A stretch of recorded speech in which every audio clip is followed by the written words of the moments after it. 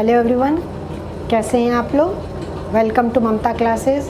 आज हम लोग नया टॉपिक पढ़ेंगे और वो टॉपिक है वर्कमैन कंपनसेशन रिजर्व। पिछले क्लास में ही हमने समझाया था, जहां हमने accounting treatment for accumulated profits and reserves पढ़ा था कि वर्कमैन के लिए एक रिज़र्व बिजनेस क्रिएट करती है कि अगर बाय चांस कोई कंपनसेशन देना पड़ा अगर हमें, तो इस रिज़र्व से हम अपने एम्प्लॉयज़ को पेमेंट कर सकते हैं। इसका मोटिव क्रिएट करने का यही है कि कंपनसेशन पेमेंट किया जाए टू द वर्कर्स और एम्प्लॉयज़। अब इस टॉपिक से रिलेटेड अलग अलग सिचुएशन है, हर एक सिचुएशन को हम लोग समझेंगे और उससे रिलेटेड जर्नल एंट्री भी सीखेंगे। तो पहला सिचुएशन है, if there is no claim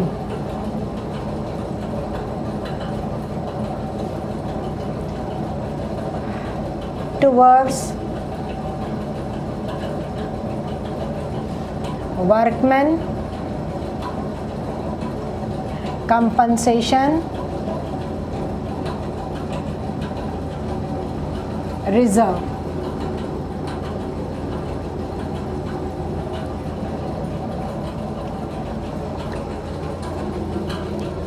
यानी कि जो हमारे एम्प्लॉयज़ हैं या वर्कर्स हैं, उनके तरफ से कोई क्लेम नहीं हुआ, यानी कि हमको कुछ भी कंपनसेशन के रूप में अपने एम्प्लॉयज़ को पेमेंट नहीं करना है। अब ये जो वर्कमैन कंपनसेशन रिजर्व है, ये बैलेंस शीट का लायबिलिटी साइड का आइटम है। ये रिज़र्व हमेशा क्रिएट होता है आउट ऑफ प्रॉफिट का ही कुछ पोर्शन हम इस रिज़र्व में ट्रांसफ़र कर देते हैं। अब इस लायबिलिटी कुछ है ही नहीं है इस रिज़र्व के बदले में, तो हम क्या करेंगे, पूरा का पूरा जो रिज़र्व में अमाउंट है उसको पार्टनर्स के बीच में डिस्ट्रीब्यूट करके ख़त्म कर देंगे।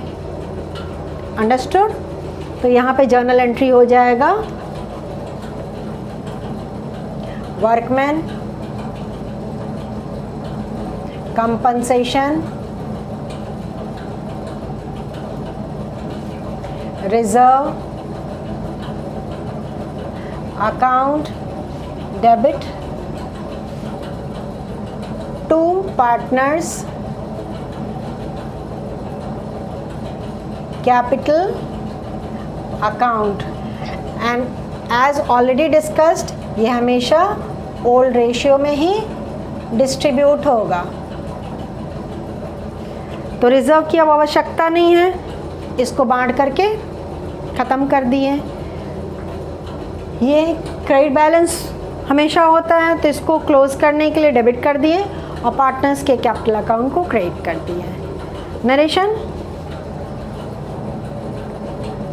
WCR credited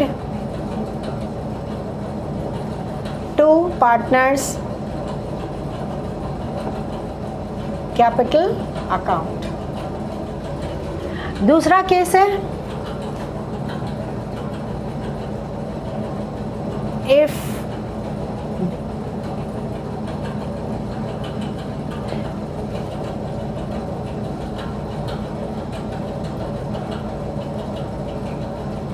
for workman is less than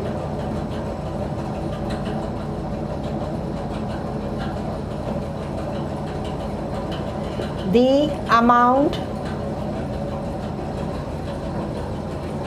of workman compensation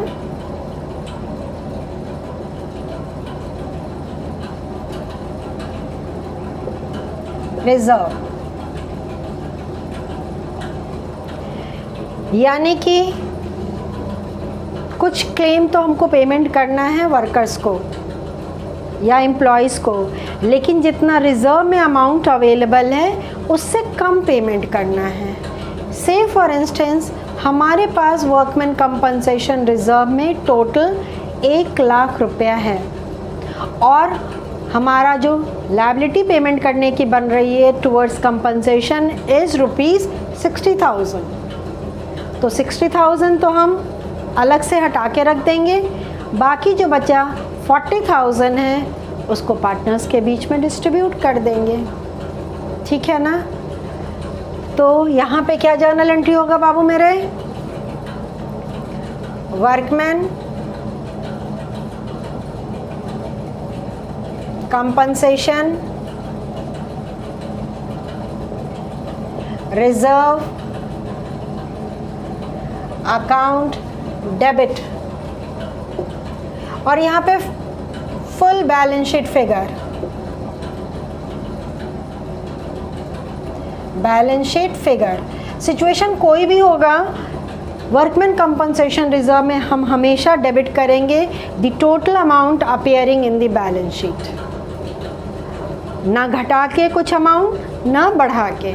जितना बैलेंस शीट में दिया है पूरा का पूरा अमाउंट से हम वर्कमैन कंपनसेशन रिजर्व को यहाँ पे डेबिट कर देंगे। इससे मेरा workman compensation reserve account close हो जाएगा। अब डेबिट तो कर दिए, क्रेडिट किसको करें? टू प्रोविजन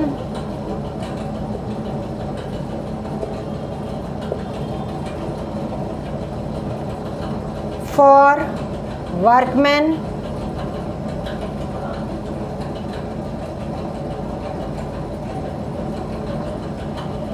कंपनसेशन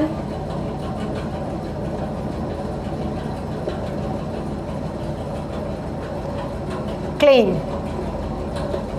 और इसमें जाएगा actual liability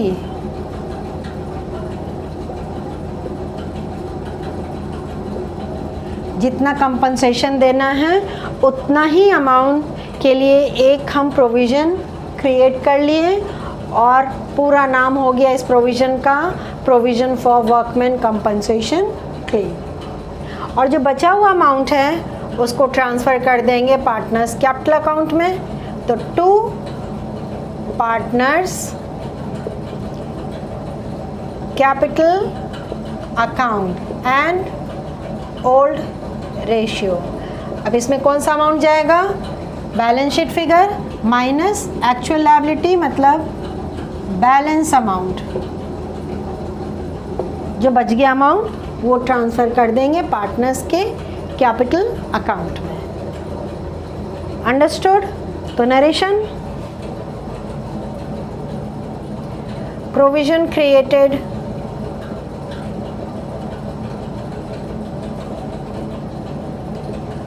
for actual liability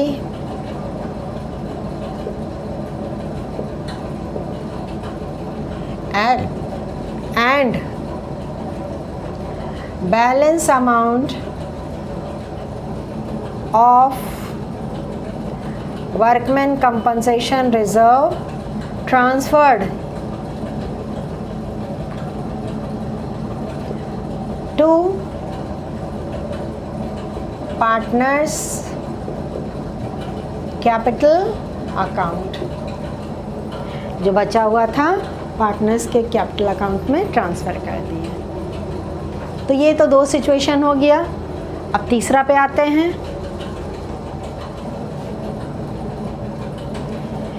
if they claim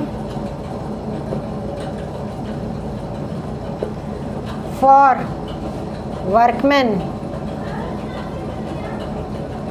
is equal to the amount of workmen compensation reserve। अब देखिए यहाँ दोनों इक्वल है, जितना रिजर्व में अमाउंट है उतना ही की मेरी लायबिलिटी भी है। से फॉर इंस्टेंस अभी हमने एग्जांपल में रखा था कि रिजर्व में 1 लाख रुपीज़ है और हमारी लायबिलिटी जो बन रही है टुवर्ड्स द वर्कमैन या employees is also 1 lakh rupees, दोनों सेम टू सेम। अब जब दोनों सेम हैं तो कुछ भी नहीं बचेगा जो पार्टनर्स के बीच में डिस्ट्रीब्यूट हो, क्योंकि जो वर्कमैन कंपनसेशन रिजर्व है वो तो हमारी लायबिलिटी के पेमेंट करने के लिए यूज़ हो जाएगा। तो यहाँ पे क्या जर्नल एंट्री होगा, ये अकाउंट डेबिट हो जाएगा और इस अकाउंट को क्रेडिट कर देंगे, पार्टनर्स कैपिटल अकाउंट क्रेडिट नहीं होगा। तो workman compensation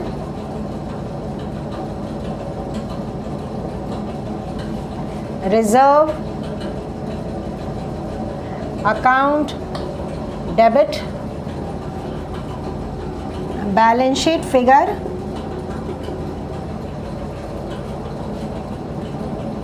to provision for workman compensation claim.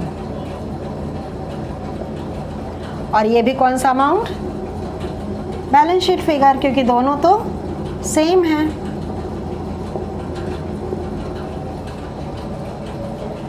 Narration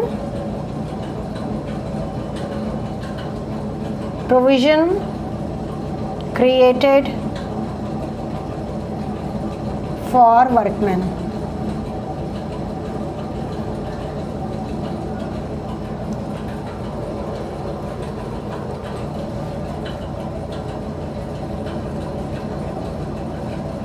तीन सिचुएशन यहाँ हमने डिस्कस कर लिया। मूव करते हैं फोर्थ सिचुएशन पे। होप आपको ये तीनों सिचुएशन समझ में आ गया होगा और आपने इसको नोटबुक में भी लिख लिया होगा। Fourth case and last case, if the claim for workman is greater than workman compensation reserve। पिछले ही अभी तुरंत बोला था कि वर्कमैन कंपनसेशन रिजर्व पूरा का पूरा बैलेंस शीट अमाउंट से डेबिट हो जाएगा, तो डेबिट तो कर देंगे workman compensation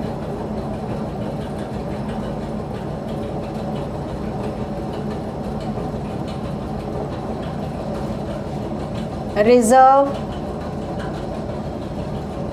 account debit and this is balance sheet figure।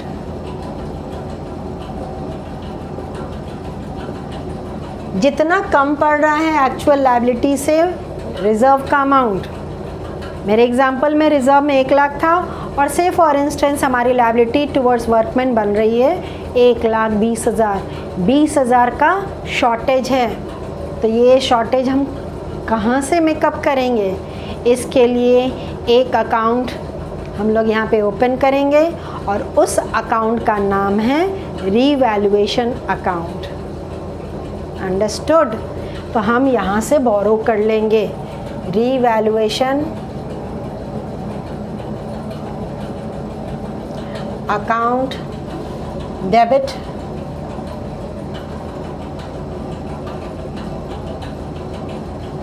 Actual liability minus reserve, जितना कम था उतना अमाउंट से रिवैल्यूएशन अकाउंट को डेबिट कर दिए। 2 provision for workman compensation claim. This is the actual liability।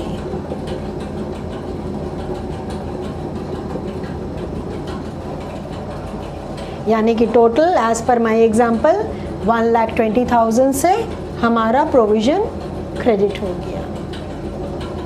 Understood.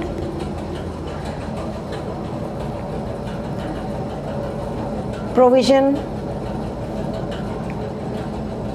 For workman workman claim created. अब यहाँ पे एक अकाउंट नया आ गया है and that account is revaluation account. यहाँ पे डेबिट हुआ है और वैसे भी रिजर्व से ज़्यादा हमारी लायबिलिटी बन रही है तो मेरे लिए लॉस है ना। अब ये लॉस कहाँ ट्रांसफ़र हो जाएगा, किसके बीच में डिस्ट्रीब्यूट होगा? पार्टनर्स ही तो बचे हैं, they are the owners of the business. तो लॉस हो प्रॉफिट हो कुछ भी हो, किनके बीच में डिस्ट्रीब्यूट होगा? ऑब्वियस है पार्टनर्स के बीच में।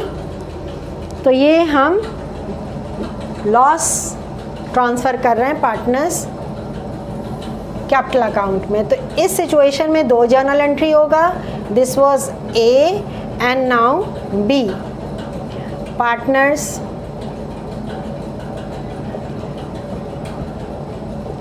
Capital account debit and old ratio. ये हम बार बार लिख दे रहे हैं ताकि आप भूलें ना। To revaluation account,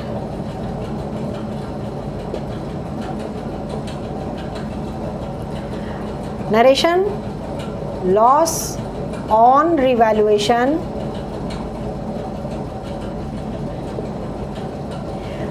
debited to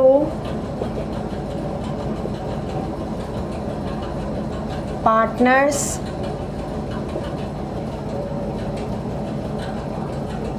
capital account. हमारा चारों केस कवर हो चुका। अब ये जो टॉपिक हम यहाँ पढ़ रहे हैं इस चैप्टर में, change in the profit sharing ratio में, ये टॉपिक आगे चैप्टर्स में भी आपको पढ़ना है और बिल्कुल डिट्टो सेम है। चाहे वो एडमिशन ऑफ अ पार्टनर हो, चाहे रिटायरमेंट ऑफ अ पार्टनर हो, चाहे डेथ ऑफ अ पार्टनर हो। एडमिशन सेपरेट चैप्टर है, रिटायरमेंट एंड डेथ एक साथ है। तो दोनों चैप्टर्स में आपको ये टॉपिक पढ़ना है। इसलिए यहाँ हम जो सीख रहे हैं ये आपको अपने यहाँ माइंड में बिल्कुल सेपरेट फाइल बना करके सेव कर लेना है, भूलना नहीं है, क्योंकि वहाँ फिर से रिपीट हो जाएगा। कोई फ़र्क नहीं है, it is just same to same. Understood? तो आज हमने इस टॉपिक को समझ लिया है। नेक्स्ट क्लास में इस टॉपिक से रिलेटेड हम न्यूमेरिकल सॉल्व करेंगे। तो मिलते हैं नेक्स्ट क्लास में, तब तक आप अपना ख्याल रखिए, खुश रहिए, बाय।